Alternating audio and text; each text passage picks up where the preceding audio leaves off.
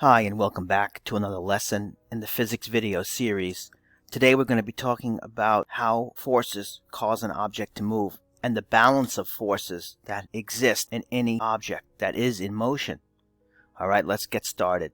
Here I've selected a problem that shows a box on a frictionless surface, and it says that there are two forces applied to a 2 kilogram box shown in this diagram. The question then asks, what is the acceleration of the block? The easy way to solve a problem like this is to remember that if there's more than one force, we need to use the F net equals ma equation. Since we're dealing with the x-axis for the motion and the y-axis for the stability, we're going to do a quick analysis of both of those right now. A quick analysis of the y-axis shows us that the block is not falling through the frictionless surface like through thin ice, nor is it being elevated. So the weight of the block is being canceled by the normal force. The force pointing up is holding up the weight, which is pulling down. So there will be no vertical motion of this block. There's only horizontal motion of the block. You'll see that the acceleration will be in the direction of the greater force. So in this free body diagram, a free body diagram basically is a box with arrows drawn on it showing the direction of forces. We can see forces drawn horizontally to the right and to the left. So we have a pull of 8 newtons to the right and some form of a drag of 2 newtons to the left. This is most likely friction. So let's set up this equation using the F net equals ma. So here I've written it as the sum of forces on the x-axis. That is the same as F net. It's a little older style notation, but it helps me remember that I need to take the sum of all the forces on the x-axis and set that equal to mass times acceleration. What does the sum of forces on the x-axis mean? Very simply, anything that points to the right minus anything that points to the left. All vectors that point to the right are positive. All vectors that point to the left are negative. So we have 8 newtons pointing to the right minus 2 newtons pointing to the left equals the mass of 2 kilograms times the unknown acceleration. 8 minus 2 newtons is 6 newtons divided by 2 kilograms. We have a 3 meters per second squared acceleration.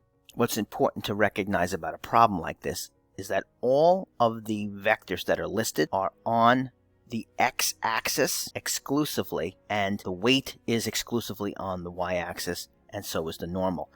There is no angled or tilted vector. That's going to come in a later problem, and we have to use the vector resolution technique. But for now, the simplest way to understand these problems is to think about x and y axes and tug of war. 8 newtons tugs to the right, 2 newtons tugs to the left, 8 wins over 2 by 6. And if you divide by the mass, you get the acceleration. Let's try another problem that's a little more complicated.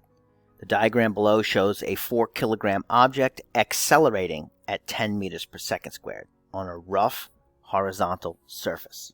That should imply to you immediately that there's some kind of friction involved. The diagram actually shows a friction force F sub F pointing to the left. It also shows an applied force pointing to the right. That's pulling with 50 newtons. This 50 newtons is dragging this 4 kilogram box against some unknown friction. And in doing that, it accelerates it at 10 meters per second squared. Let's read the question.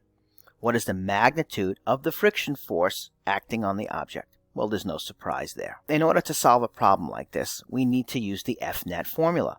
We know that the forces acting on the x-axis have to equal the mass times acceleration. So we know right minus left have to equal mass times acceleration. The force pointing to the right is 50 newtons. The unknown force of friction is F. The mass of the object is given as 4 kilograms, and the acceleration is given as 10 meters per second squared. Doing the math, you get 50 newtons minus F equals 40 kilogram meters per second, and when you solve, you get 10 newtons. So the friction that's pulling or dragging to the left is 10 newtons. Now let's see how this problem would be different if there was no friction.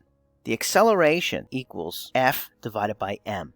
So 50 newtons divided by 4 kilograms should have given us 12.5 meter per second squared acceleration. This is the acceleration we would have gotten if there was no friction. However, they told us that the acceleration was only 10 meters per second squared. So based on the information that we know that we're pulling with 50 newtons, and we know by proof that we're experiencing 10 newtons of friction. So 50 minus 10 is 40 newtons.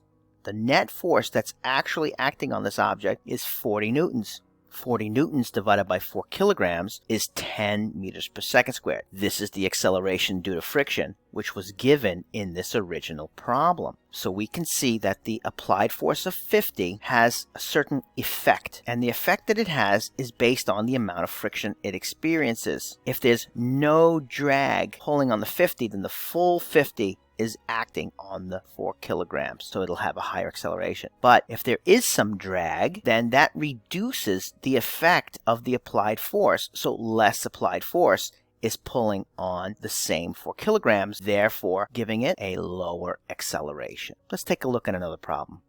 Here we have two forces, F1 and F2, applied to a block on a frictionless horizontal surface as shown below. Even though the surface is given as frictionless, this smaller force pointing to the right is dragging against this very large force pointing to the left. If the magnitude of the block's acceleration is 2 meters per second squared, so they give you the acceleration, what is the mass of the block? As always, we start these problems with the F net equals ma.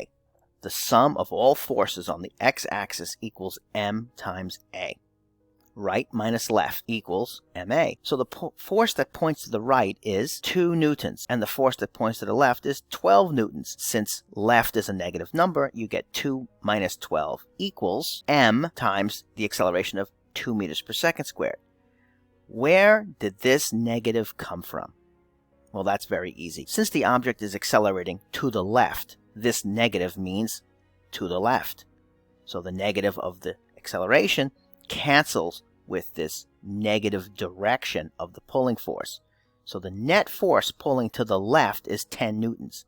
10 newtons. Negative 10 newtons means 10 newton pull to the left. And the negative 2 meters per second squared means accelerating by 2 meters per second, negative to the left. The negatives cancel, leaving you with a mass of 5 kilograms. And in conclusion, this is how you use this formula number 8, A equals F net over m, for these type of tug-of-war problems where you have forces pulling to the right and left and you're balancing out weight and the normal force. In the next videos, we're going to be discussing how to calculate the forces of friction, how to use Formula 9, and the different variations you can experience with this little diagram here, especially when we tilt the forces. I hope you enjoyed this video. Thank you for watching. We'll see you in the next lesson.